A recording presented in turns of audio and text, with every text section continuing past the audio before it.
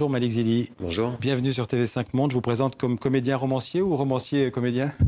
Romancier comédien, parce que mon livre vient de sortir. D'accord. En tout cas, vous avez joué dans une cinquantaine de films ou de fiction télé. Je ne vais pas tous compter, mais à la louche, vous avez obtenu, en tout cas, il faut le rappeler, le César du meilleur espoir masculin en 2007 pour le rôle d'Éloi dans Les Amitiés maléfiques d'Emmanuel Bourdieu.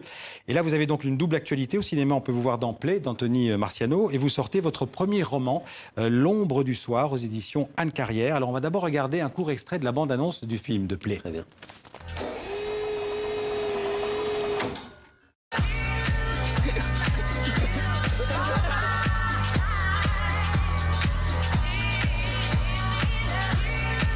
Rassure-moi, t'as rien pris du lycée.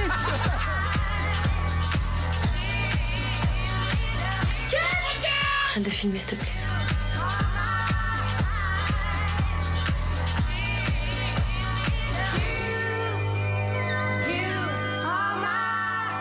Alors, Play, c'est l'histoire d'une vie reconstituée. C'est une sorte de mémoire en images. C'est ça. Ouais. C'est un jeune homme qui retrouve des cassettes, des vieilles VHS, et il décide justement de mettre play et de revoir sa vie en flashback avec tout ce qui s'est passé, toute cette bande qui a évolué. Et vous jouez le Mathias, qui est le pote Je joue Mathias, qui est un peu... le pote de Max Boublil. Voilà, le pote de Max Boublil. Ouais. Enfin, on est une bande de 4-5 potes. Ouais.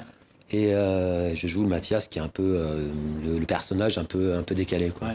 En tout cas, c'est un film original, intelligent, à la fois émouvant et drôle. Ouais. Je conseille à tous les bien gens, résumé, hein. tous ceux qui aiment le cinéma français, d'aller voir ce film parce qu'il est vraiment, il dénote dans les films français.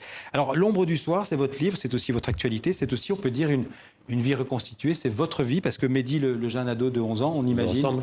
Pardon? Il me ressemble. Bah, beaucoup, non? Oui, oui, bah, enfin, c'est un premier roman, donc forcément, il parle de moi, il parle de ma vie, de mon enfance, mais aussi il parle d'autres enfants, d'autres enfances, et c'est tout de même un roman, donc c'est pas non plus ce n'est pas un témoignage, c'est aussi une construction littéraire, enfin, en tout cas, j'essaie de le faire. L'ombre du soir, on peut dire que c'est l'ombre du père, d'une certaine manière. L'ombre du soir, ça vient oui, peut-être, de l'ombre du père, mais ça vient d'une statue étrusque qui s'appelle Ombra de la Serra, Ouais. et qui est une statue qu'on a retrouvée dans un champ au 19e siècle. Un paysan a trouvé cette statue qui ressemble à une statue de Giacometti. C'est un fin personnage, tout nu, un jeune homme qui regarde l'avenir, le futur et vous dans les yeux. Et donc j'ai toujours été très touché par cette statue.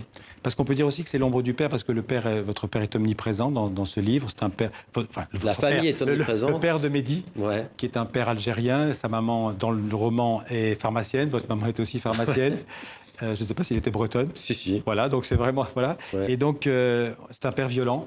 C'est un père qui cogne. Non, mais C'est un père qui détruit. Non, j'ai pas voulu dire ça comme ça. Enfin, déjà, c'est pas. J'ai pas voulu écrire le livre comme un témoignage ou comme quelque chose pour me plaindre ou. C'est pas une plainte, ce livre. J'ai voulu parler de ce que c'était l'enfance, de ce que c'était aussi l'univers parfois carcéral, de ce qu'est la famille, et aussi surtout de donner de l'espoir aux enfants, aux lecteurs, en disant qu'il y a toujours une sortie, une porte de secours. Et le personnage, enfin dans le livre en tout cas, trouve sa propre mythologie pour ses propres inventions pour sortir de son carcan, de sa mort intérieure. Donc voilà, il n'y a pas d'accusation dans ce livre, hein. Ouais. Mais enfin, il y a quand même des scènes où vous décrivez... Il y a des évocations, c'est des évocations d'enfance. Ouais. On a tous été enfants et on a tous inventé des mondes parallèles pour pouvoir s'en sortir. D'ailleurs, vous dites que Mehdi, donc vous, il a un talent de... Il ment très bien. Hein. Il ment très bien. Il ment beaucoup. Vous mentez bien aussi? Je suis acteur, donc voilà. Mais c'est Éluard ou Aragon qui disait c'est le mensonge vrai. Ouais. C'est un mensonge réel.